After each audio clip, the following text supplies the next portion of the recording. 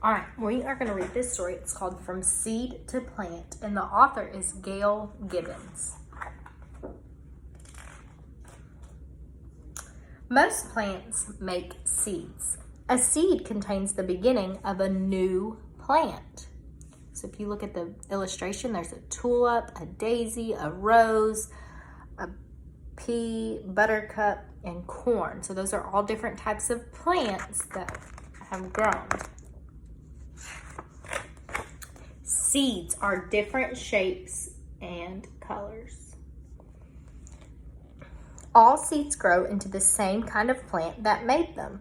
So if you look right here, here's the sunflower plant and here's the sunflower seed. And on this one, here is an oak tree and here is the oak tree seed. Many plants grow flowers. Flowers are where most seeds begin. So here are all the pretty flowers. A flower is made up of many parts. A petal, the sticky part at the top of here's the petal, so that's the colorful part that we see. And then it says the sticky part at the top of the pistil is called the stigma. So that's sticky. In the center of the flower is the pistil.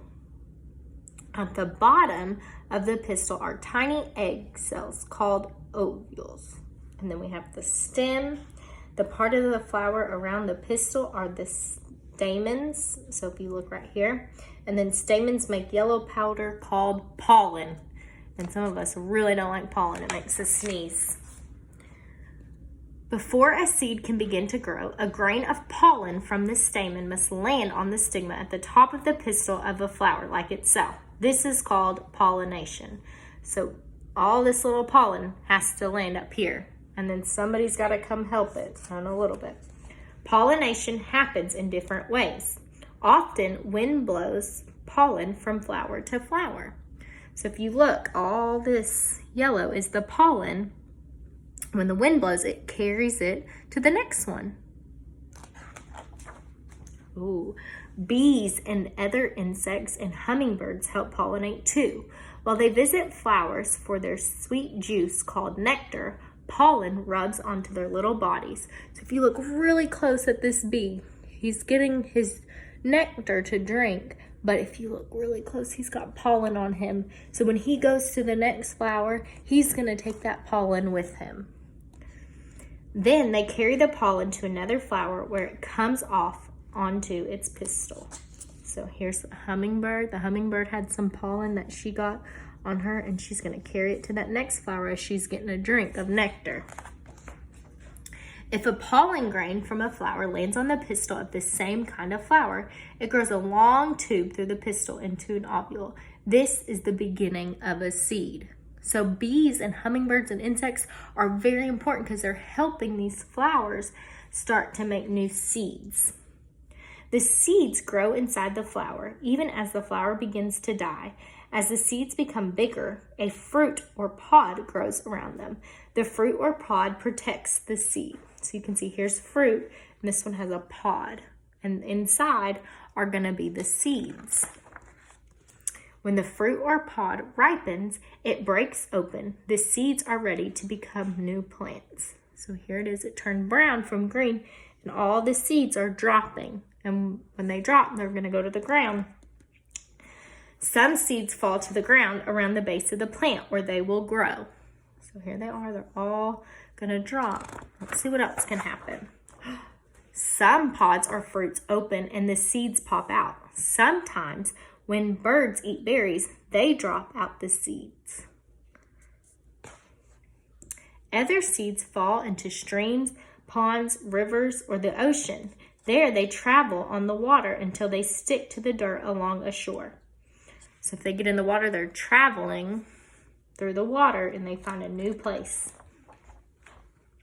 The wind scatters seeds. Some seeds have fluff on them that lets them float to the ground like tiny parachutes. Others have wings that spin as they fall.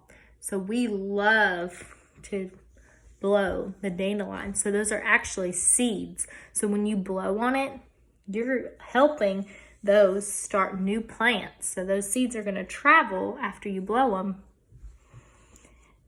Animals help scatter seeds too. They hide acorns and nuts in the ground. Some seeds have hooks that stick to the fur of animals or people's clothes. Later, they drop off onto the ground. So if you look, that squirrel's hiding, and in this picture, the seeds got stuck to his pants, and so as he's walking, they might fall off.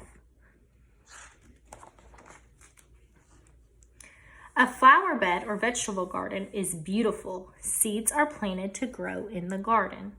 So you can see the little boy's planting his seeds. The seeds come in small envelopes or boxes. Directions explain how to plant the seeds and care for the plants.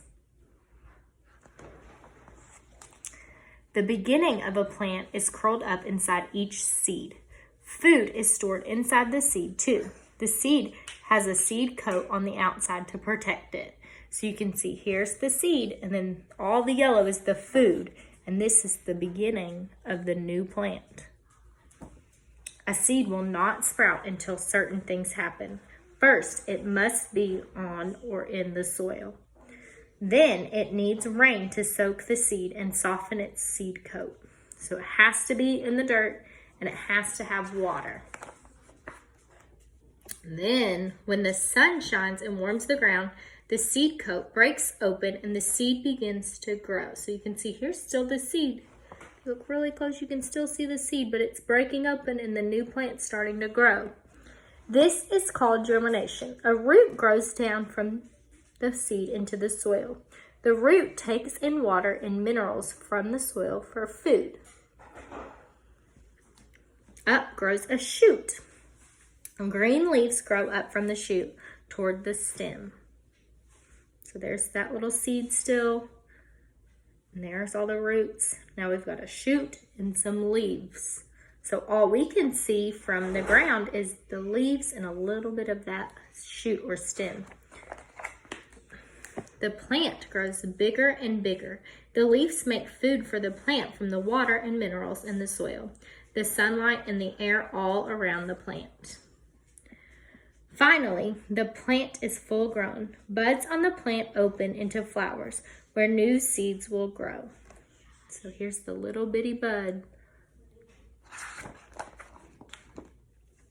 Many of the foods people eat are seeds, fruits, and pods. They are full of nutrition, vitamins, and minerals, and they are tasty too.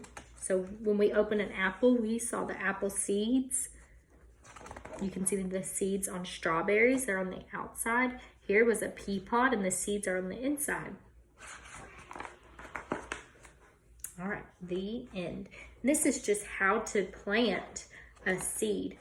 And I wish we were at school, because if we were at school, we would be planting a seed this week, but that might be something you could do at your house. So you need to make sure that you have soil, that you water your seed, and that your seed gets some sun so that it will grow. Okay? I miss y'all. Love you.